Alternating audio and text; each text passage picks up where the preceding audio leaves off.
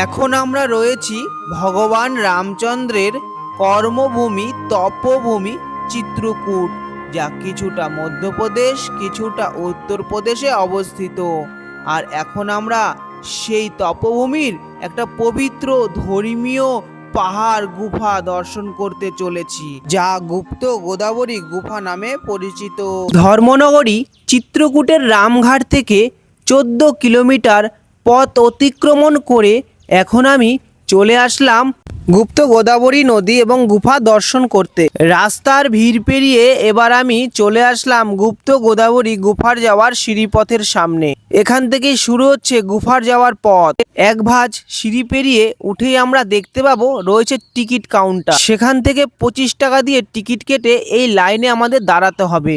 আমি যেহেতু সাইকেল নিয়ে এসেছি, এই কারণে আমার কাছ থেকে টিকিটের পয়সাও নিল না, আর আমাকে এই ভিড় লাইনেও দাঁড়াতে হলো না। আমি পাশের লাইন দিয়ে বেরিয়ে গেলাম, আমাদের পাশের লাইন দিয়ে ছেড়ে দিল। এরপর আমাদের সিঁড়িপথের দ্বিতীয় ধাপে প্রবেশ। দ্বিতীয় ধাপ সিঁড়ি পেরিয়ে যখন আমরা তৃতীয় ধাপ সিঁড়িতে প্রবেশ করব, তার মুখেই আমরা দেখতে পাবো গুপ্ত গোদাবরীর নদীর সুন্দর গুপ্ত একটা জলধারা এখানে প্রবাহিত হচ্ছে। এভাবেই সারা বছর এখান দিয়ে জল প্রবাহিত হয়। তৃতীয় ধাপ সিঁড়ি পেরিয়ে এখন আমরা ওপরের দিকে উঠছি। ওপরের দিকে যখন আমরা চতুর্থ ধাপ সিঁড়ির মুখের সামনে এসে পৌঁছাবো, তখন আমরা দেখতে পাবো এইরকম ভিড়, কারণ এরপরে আমরা ফাইনালি গুফার ভেতরে প্রবেশ করতে চলেছি। যেহেতু গুফার ভেতরে একসঙ্গে অনেক লোক প্রবেশ করা নিষেধ, এই কারণে এখানে ভিড়টা বেশি হয়। কিছুক্ষণ লাইনে দাঁড়িয়ে থাকার পর চলে আসলাম প্রথম গুফার যাওয়ার প্রবেশদ্বারের সামনে। এটাই সেই গুফার ভেতরে যাওয়ার সংকীর্ণ পথ। অবশেষে কিছুটা সময়ের অবসান ঘটিয়ে প্রবেশ করলাম গুফার ভেতরে। গুফার ভেতরে প্রবেশ করেই প্রথমে আমরা যাব রাম দরবার। আর রাম দরবারে ফটো তোলা নিষেধ, কিন্তু সকলে ফটো তুলছে দেখে আমিও কিন্তু ফটো ভিডিও করে নিলাম। আর এই সিঁড়ি পেরিয়েই রাম দরবারে পৌঁছাতে হবে, এটাই আমাদের সনাতন ধর্ম। কেন এই কথাটা তোমাদের বললাম, কারণ ওপরে জঙ্গল গাছপালা, আর নিচে কত সুন্দর দেখো ব্যবস্থা। গুফা মানে তখনকার সময় কোনো ইঞ্জিনিয়ার ছিল না, কিন্তু কি সুন্দরভাবে এই গুফাটা তৈরি করেছিল। তো এটাই আমাদের সনাতন ধর্ম।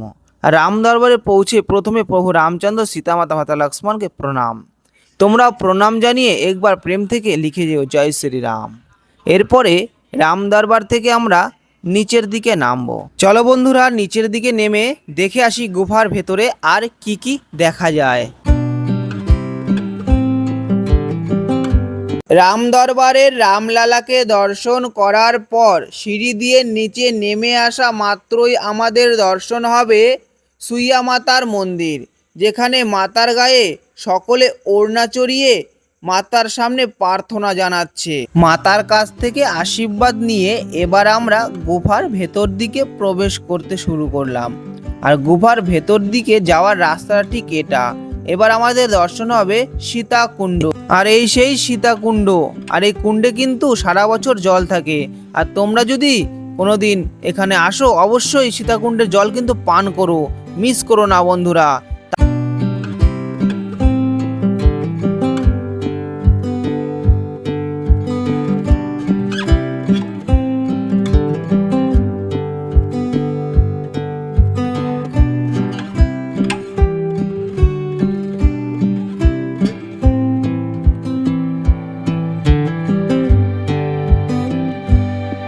সীতাকুণ্ডের ওপরেই রয়েছে হনুমানজির মন্দির। হনুমান মন্দির দর্শন করে এবার আমরা যাব ধনুষকুণ্ডের দিকে। ধনুষকুণ্ডের দিকের রাস্তাটা ঠিক এইরকম অন্ধকার থাকবে। এই রাস্তা দিয়ে যাওয়ার সময় সাবধানে যেতে হবে, কারণ পাথরটা অনেকটাই নিচে অবস্থিত, তখন খুশি তখন মাথায় লাগতে পারে। এই রাস্তা দিয়ে কিছুটা হেঁটে আসার পর গোদাবরী নদীর উদ্গমস্থল আমরা দেখতে পাবো।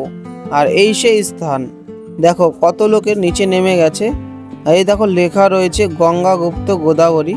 আর এই স্থান থেকেই গোদাবরী নদী প্রকট হয়, আবার যে কখন এখানে বিলীন হয়ে যায় আজ পর্যন্ত কেউ জানে না। অনেক বড় বড় বিজ্ঞানী এসেছিল, কিন্তু তারা সফল হয়নি। সেই স্থান দর্শন করলাম। এটাই আমাদের সনাতন ধর্ম। তোমরা দর্শন করো আর প্রেম থেকে লিখে যেও সনাতন ধর্ম কি জয়। গেট বন্ধ করে দিচ্ছে, অক্সিজেন লেভেল একদম পুরো থেমে যাচ্ছে সকলে, আমি একা নই। এখান দিয়ে প্রবেশ করেছিলাম, চলো। जल्दी आओ ना, लस्सी बंद हो जाएगी। खुलवा के जल्दी आओ।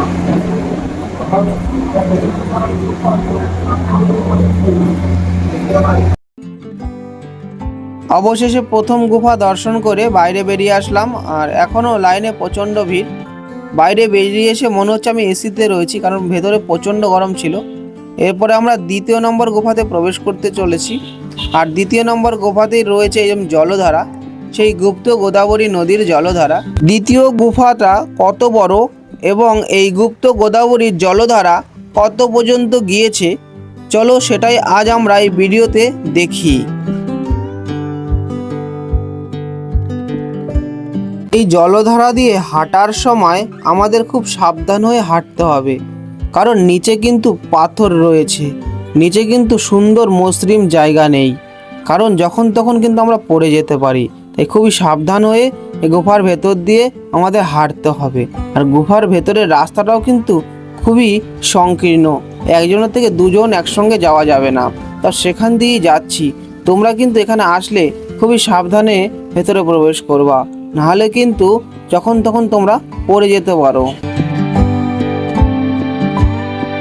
গুফার ভেতরে কিছু কিছু সময় আমাদের মোবাইলের টর্চও কিন্তু জ্বালাতে হবে, না হলে কিছু জায়গায় প্রচুর অন্ধকার থাকে, সেখানে আমরা না দেখতে পেয়ে হয়তো পড়েও যেতে পারি। গুফার শেষ ভাগের দিকে আরও সরু রাস্তা, যেখানে একজনই যেতে পারবে, তাও খুব কষ্ট করে। তারপরে আমাদের দর্শন হবে মাতা গোদাবরী নদীর রূপ বিগ্রহ দর্শন। দুর্ভাগ্য এখানে ক্যামেরা করতে দেয় না, তাই তোমাদের এখানকার মাতার বিগ্রহ দেখাতে পারলাম না। কিন্তু বন্ধুরা চিন্তা করো না, গুপ্ত গোদাবরী চিত্রকূটে আসলে তোমরা মাতাকে দর্শন করতে পারবা। এই ছিল গুপ্ত গোদাবরীর দর্শন।